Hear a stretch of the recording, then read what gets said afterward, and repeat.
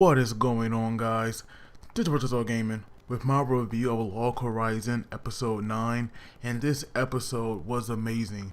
We finally got to see Shiroe master plan, and it went off flawlessly. It was amazing the way that he went about this, and the way he executed it. You can tell that this guy is a freaking genius.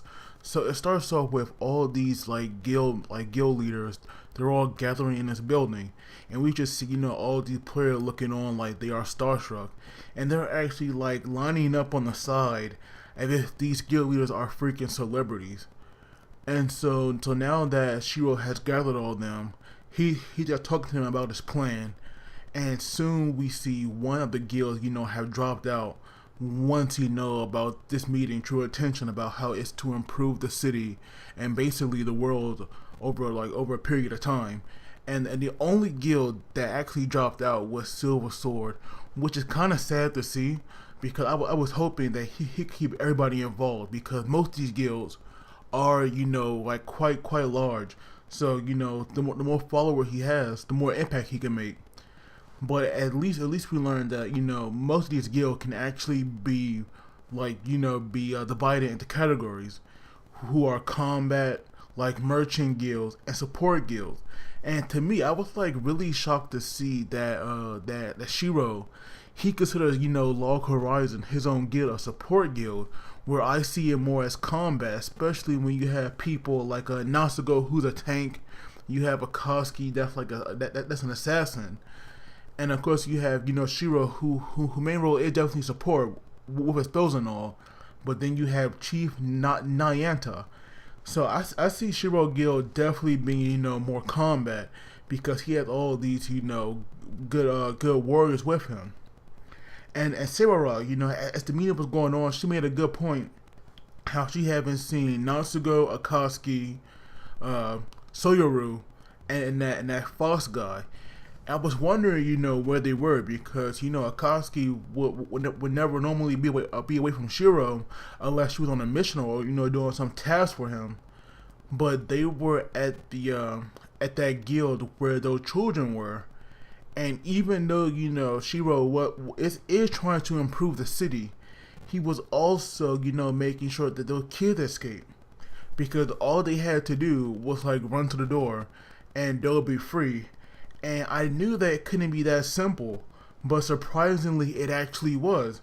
Because when it looked like the people were actually gonna have a falling out, because when those smaller guilds tried to bring everybody together, it kind of backfired because they were looking into their own personal interests. But in this case right here, it's not the same. So now like Shiroe is basically blackmailing everybody because he bought the guild building, and I was wondering like all this time, what is he gonna do with all this gold? And I never expected it to be like this.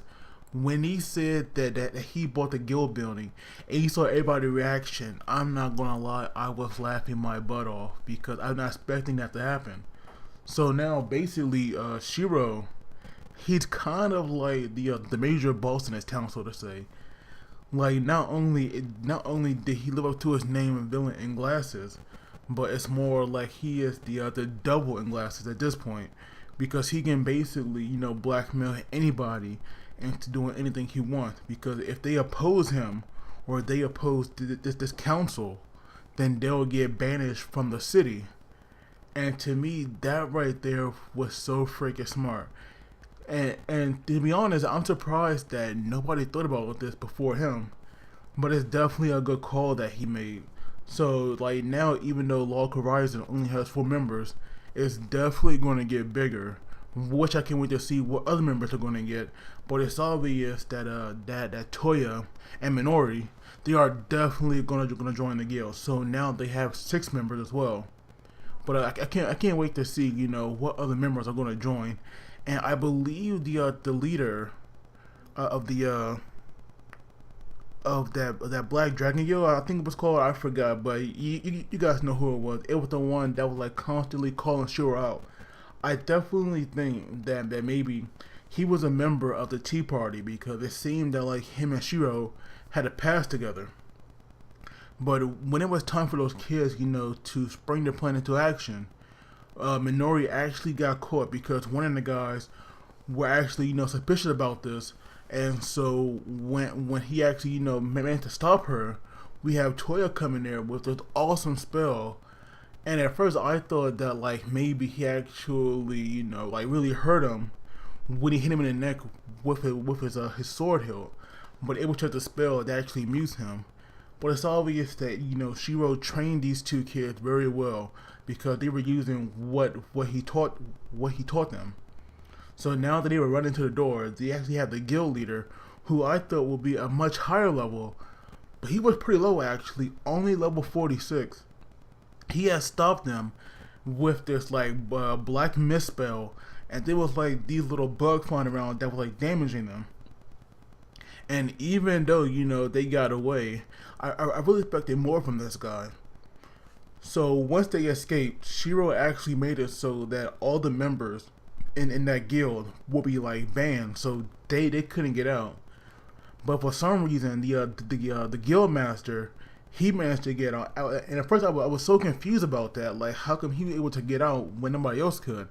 But it's because when Akatsuki was actually scouting them, she had forgot about that guy. And we also learned that, like, I'm guessing, like, submission holds and, pin and stuff like that, those aren't considered as combat. So that guy was actually, gonna really hurt. He was really gonna hurt Toya before Akatsuki came in there and saved them. And when she said that his face actually, looked like it got shredded by a shredder, and he got so mad, I was laughing like crazy because that right there was hilarious, and it was true. And it was like really funny how she didn't even care that he had picked her up and all.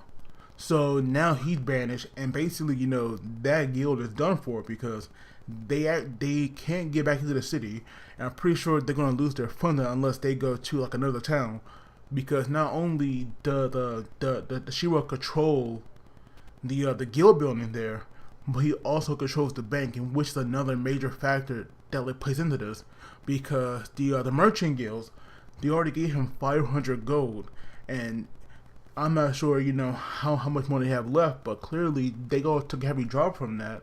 So they need their banks, and it was just so funny how the leader, of D.D.D also did the glasses thing with Shiroe. So this episode, it was so freaking good. I definitely cannot wait till next week because I want to know what's gonna happen with this council, because clearly it has to form, and I do wonder what kind of laws will they make. But Shiroe, you are a freaking genius. I love this character. Like, even though he's a good guy, he plays the villain role so well. But as always, guys, don't forget to like the video and subscribe because that really helps me out.